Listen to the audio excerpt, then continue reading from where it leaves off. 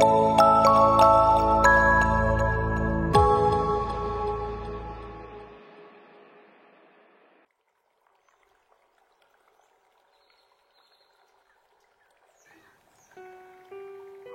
Swastiastu, Om Awigenam Astu Namo Sidam, Om Manobadrah Kartowiyantu Wiswata. Semoga selalu dalam keadaan selamat, semoga tidak halal yang merintang, dan pikiran baik datang dari segala penjuru. Rasa angayu bahagia, puji syukur patut kita haturkan di hadapan Ide Sang Yang Widiwasa, Tuhan Yang Maha Esa, karena atas berkat, rahmat, dan karunia Beliau, kita masih diberikan kesempatan, diberikan kesehatan untuk sama-sama berbagi pengetahuan tentang Dharma dalam acara Pelita Dharma di Jen Bima Sindu. Sahabat Dharma di seluruh Nusantara, dimanapun berada. Kita sebagai manusia, selain sebagai makhluk sosial, kita juga disebut sebagai makhluk yang religius. Hal ini dibuktikan bahwa kita masih percaya ada kekuatan yang maha besar yang memiliki kuasa atas hidup kita dan juga atas alam semesta ini. Dengan demikian, kita mewujudkan semua kepercayaan kita dalam bentuk agama dan semua terimplementasikan di dalam agama. Di Indonesia sendiri, secara umum dan secara terstruktur, keyakinan-keyakinan tentang ketuhanan dikemas di dalam agama-agama. Paling tidak, saat ini ada 6 agama yang masih eksis di Indonesia. Ada agama Islam, ada agama Kristen Protestan, Kristen Katolik, ada agama Hindu, agama Buddha, dan juga Konghucu. Dengan adanya berbagai agama itu, negeri ini menjadi negeri yang sangat multireligius. Negeri yang multireligius ini tentunya memiliki satu kelemahan bahwa nanti bisa saja terjadi perbedaan persepsi dan keyakinan tentang ketuhanan itu sendiri. Namun, negara sudah menjamin kebebasan bagi seluruh masyarakat, seluruh penduduk untuk memeluk agama dan beribadah menurut kepercayaan dan keyakinannya itu. Seperti yang tertuang di dalam Undang-Undang Dasar 1945 Pasal 29 Ayat 1 dan Ayat 2. Namun dengan demikian, apakah itu agama? Secara umum, kita dapat mengerti, dapat memahami bahwa agama adalah jalan untuk menuju kepada Tuhan Yang Maha Esa. Dengan beragama, dengan mempelajari agama, setiap manusia akan dapat memiliki kematangan rohani.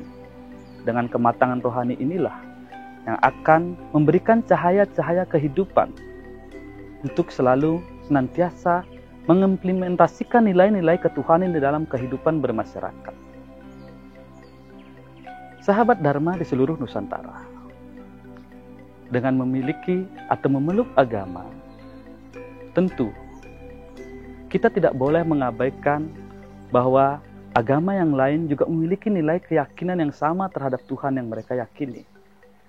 Jadi dengan demikian, apa yang terjadi ketika kita meyakini suatu keberadaan Tuhan, namun secara bersamaan, kita juga menganggap Tuhan yang diyakini oleh orang lain itu berbeda dengan Tuhan yang kita yakini.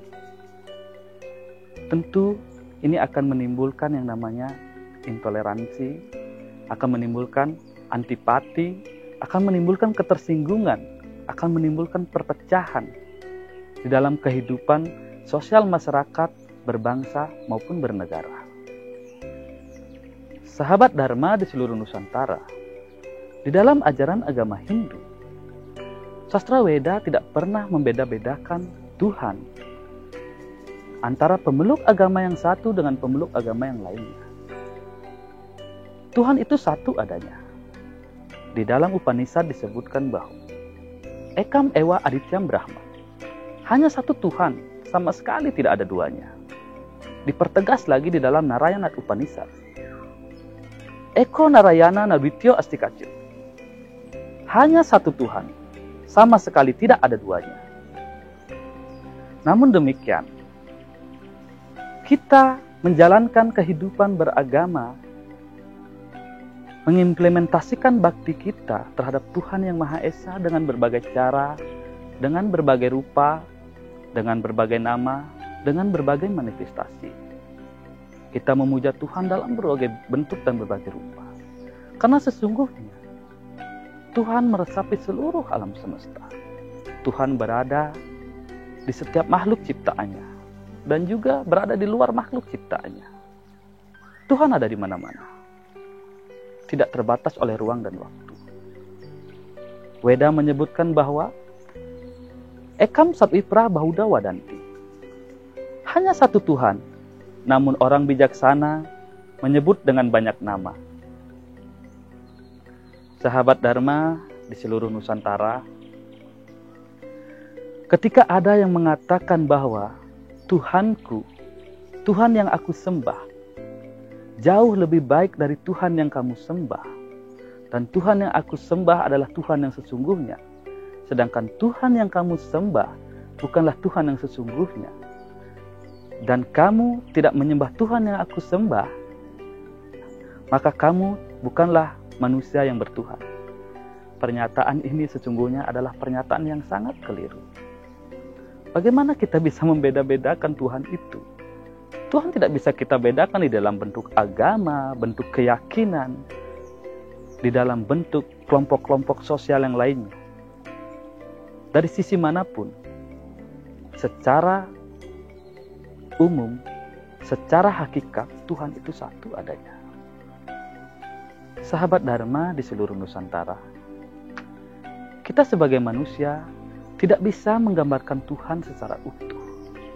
Tentu karena keterbatasan kita adalah manusia yang penuh dengan kebodohan. Kita disebut awidya.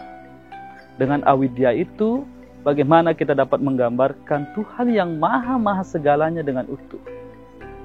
Jadi, dapat saya analogikan seperti orang buta yang meraba seekor gajah. Orang buta pertama, ketika dia mendekati gajah dan dia meraba kaki gajah, dia akan memberikan definisi, memberikan pengertian berdasarkan apa yang dirasakan oleh indria-indrianya. Ketika dia meraba kaki gajah, maka dia akan memberikan kesimpulan bahwa gajah itu sekeras tiang, gajah itu sebesar tiang. Dan orang buta kedua, ketika dia meraba telinga gajah, dia akan memberikan kesimpulan bahwa gajah itu seperti kipas. Demikian juga orang buta ketiga, ketika mendekati dan meraba gajah, yang diraba adalah ekornya. Tentu, dia akan memberikan kesimpulan yang berbeda. Dia akan mengatakan bahwa gajah itu seperti cemeti. Namun pada hakikatnya apakah gajah itu berbeda? Tentu tidak. Namun mereka yang memberikan kesimpulan dari apa yang mereka rasakan dengan indria-indrianya itu tidak bisa menggambarkan secara utuh tentang Tuhan itu. Demikian juga dalam ketuhanan. Manusia tidak bisa menggambarkan bagaimana Tuhan secara utuh. Karena Tuhan tentu acintya, tidak terpikirkan. Jadi manusia hanya dapat mewujudkan baktinya dengan memuja Tuhan dengan berbagai manifestasinya. Dengan demikian, umat Hindu di seluruh Nusantara beragama yang baik sesungguhnya beragama untuk diri sendiri. Beragama untuk menciptakan damai dalam diri. Beragama untuk menciptakan nilai-nilai kerohanian, untuk menciptakan kesempurnaan rohani di dalam diri.